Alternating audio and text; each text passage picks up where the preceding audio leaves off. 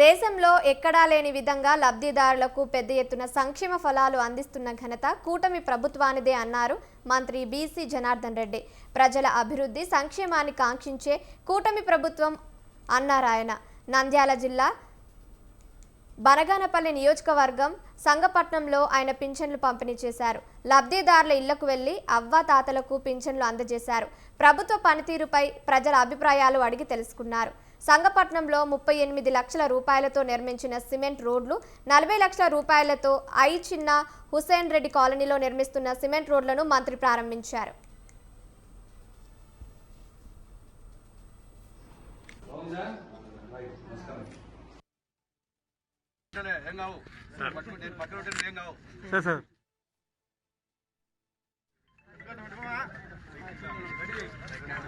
పట్టుకో తల్లి.